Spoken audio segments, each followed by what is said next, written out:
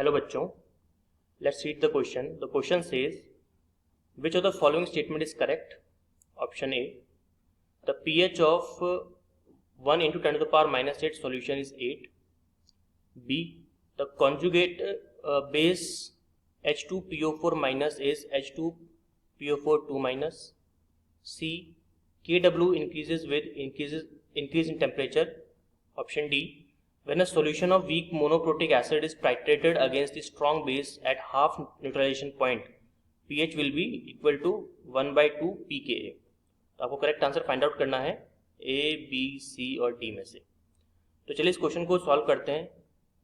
First of all हम देखते हैं इसमें की कॉन्सेप्ट क्या है। तो अगर आप इसमें की कॉन्सेप्ट देखते हो तो की कॉन्सेप्ट यहाँ पे हो जाएगा आपका relation between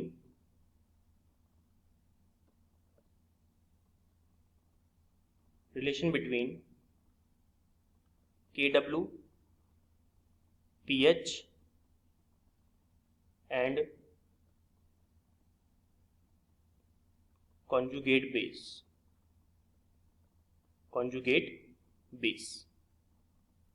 चलिए फर्स्ट ऑप्शन को बढ़ते ऑप्शन वाइज इसको हम सॉल्व करने की कोशिश करते हैं। यहाँ पे अगर आप ध्यान से देखें तो यहाँ पे एक छोटा सा मिसप्रिंट भी है।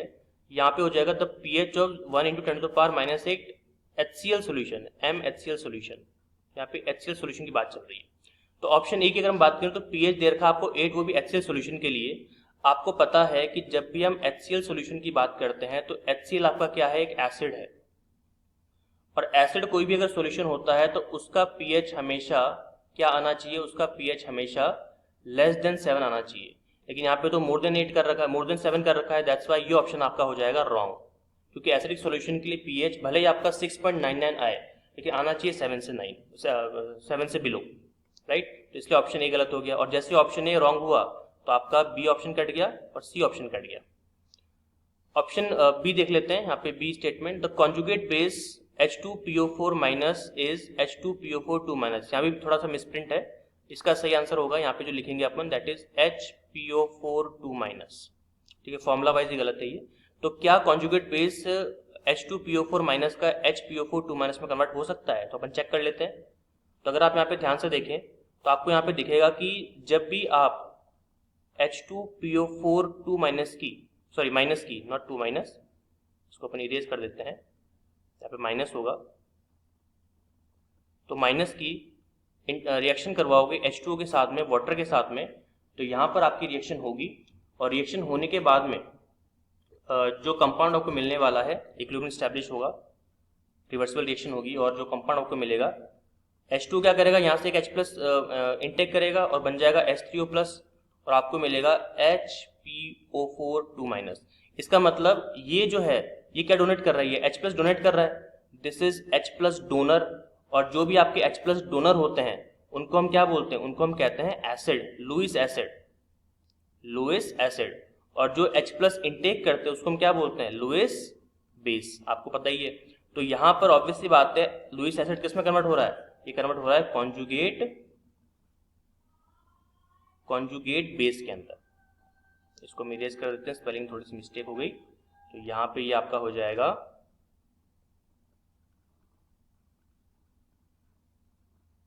Conjugate base. तो ये स्टेटमेंट बिल्कुल ठीक है।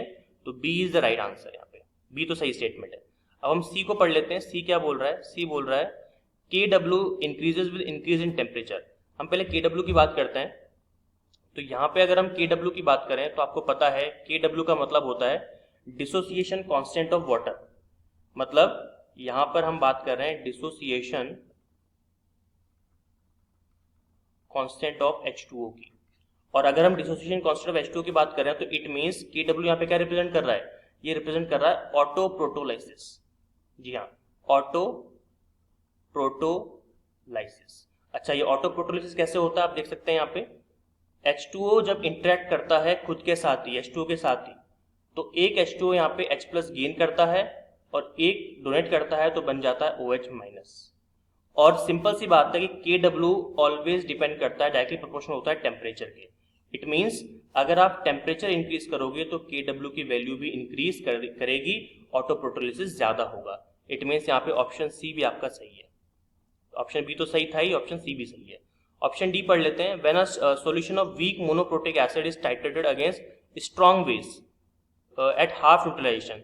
तो आप यहाँ पे क्या कर रहे हो, फोर्थ यहाँ पे अगर हम पढ़ें तो फोर्थ ऑप्शन यहाँ पे बोल रहा है कि आप यहाँ पे कर रहे हो हाफ न्यूट्रलाइजेशन।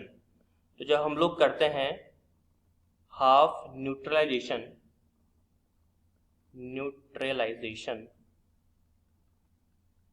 किसके बीच में हम करते हैं, एक तो आपका वीक एसिड है और आपका स्ट्रॉन्ग बेस है।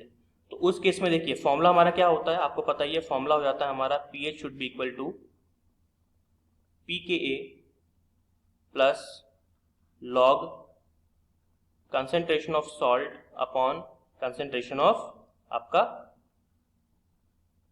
Acid, right. तो यहाँ पे चूंकि आप हाफ न्यूट्रलाइजेशन कर रहे हो वो भी स्ट्रॉन्ग बेस के प्रेजेंस में, तो जब हम ऐसा करते हैं तो उस केस के अंदर क्या होता है, जो आपकी कंसेंट्रेशन ऑफ सॉल्ट है वो किसकी इक्विवेलेंट हो जाती है, वो हो जाती है आपकी इक्वल हो जाती है एसिड की कंसेंट्रेशन की।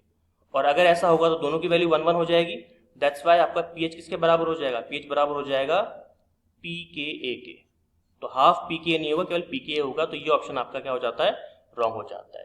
तो इट मीन्स हमारा सही आंसर क्या है, हमारा रॉन्ग ऑप्शन कौन सा है इसके अंदर, ए रॉन्ग है और डी रॉन्ग है और बी और सी सही है। दैट्स वाई डी यहाँ पे सही आंसर होगा। So our final answer is option number D. Hope you understood it well. All the very best.